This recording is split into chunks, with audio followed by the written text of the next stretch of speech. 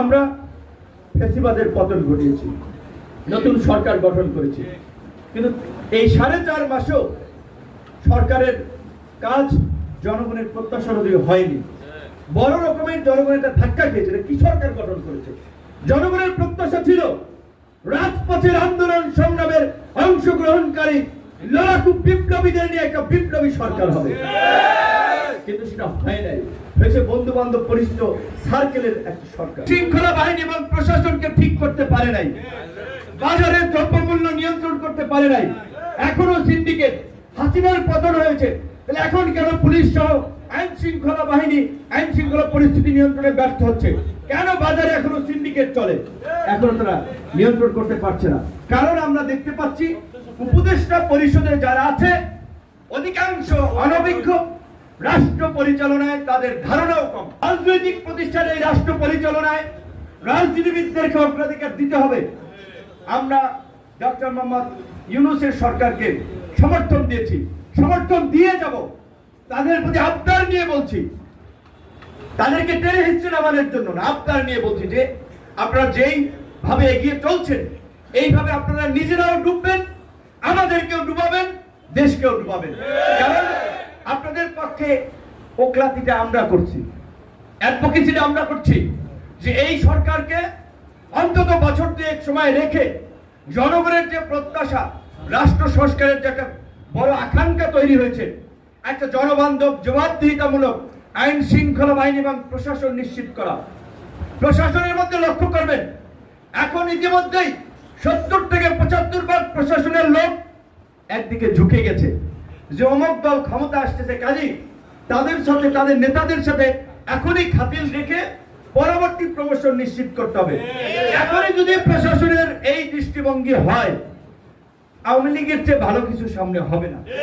কাজে এই জন্য বলছি, এই যে প্রশাসনের মধ্যে যে দলদাস মনোবৃত্তি, প্রশাসনের মধ্যে যে দলীয় দৃষ্টিভঙ্গি, সেই দৃষ্টিভঙ্গির পরিবর্তন হয় নাই। পুরো প্রশাসনকে ঢেলে সাজাতে হবে, বাজার নিয়ন্ত্রণ করতে হবে। এই দেশের আম জনতা, কৃষক, শ্রমিক, 5 থেকে 5.5 কোটি খেটে খাওয়া মানুষ, তারা দৈনন্দিন কাজের উপরে নির্ভর করে। চালের দামটা বেড়ে গেলে তাদের কষ্ট হয়, পেঁয়াজের দাম, ডালের দাম, আলুর দাম বাড়লে তাদের গায়ে আঘাত লাগে। কাজে যদি তাদের এই পেটে আঘাত লাগে, তাদের ক্ষুধা নিবারণ যদি না হয়, তাহলে কোনো থিওরি দিয়ে, তত্ত্ব দিয়ে মানুষকে শান্ত করা যাবে না।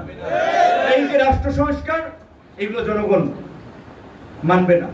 যদি আমরা বাজার নিয়ন্ত্রণ করতে না পারি, বেকারত্ব নিরসনে নতুন কর্মসংস্থান সৃষ্টি না করতে পারি, আইন শৃঙ্খলা বাহিনী যদি স্বাভাবিক করতে না পারি, কিন্তু সরকার এখন পর্যন্ত এখানে পারছে না। তারপরে আমরা বলছি যে আমরা আরো কিছুদিন ধৈর্য ধরতে চাই। হাসিনার আমলে 16 বছর হাসিনার ফ্যাসিবাদের জাতাকলে পিষ্ট হয়েও সহ্য করেছি না। যদি এই জুলাই আগস্টে পতন না হতো, আরো কিছুদিন থাকতো না? থাকতো। কাজে একটু ধৈর্য ধরতে হবে। এখনই যদি আমরা বলি আবার ভোটাধিকারের জন্য আবার 5ই আগস্ট ঘটাতে হবে, না। স্বাধীন, আমরা অনেকে বলি এটা দ্বিতীয় মুক্তিযুদ্ধ, অনেকে বলি না, মুক্তিযুদ্ধ বলা ঠিক না। স্বাধীন একটা জাতির ইতিহাসে একবারই হয়, সেটা আমরা 71 সালে হয়েছি। এটাকে আমরা আমাদের দ্বিতীয় মুক্তি সংগ্রামের লড়াই বলতে পারি, আমাদের নাগরিক মর্যাদা প্রতিষ্ঠার লড়াই বলতে পারি, আমাদের অর্থনৈতিক সামাজিক মুক্তির লড়াই বলতে পারি। কারণ আমরা যেভাবে গত 15 বছরে ভারতীয় দাসত্বের শৃঙ্খলে আবদ্ধ ছিলাম, সেই শৃঙ্খল ভেঙে আমরা অর্থনৈতিক, সামাজিক এবং রাজনৈতিক মুক্তি নিশ্চিত করেছি। কাজে একটার সাথে একটা তুলনা করা যাবে না।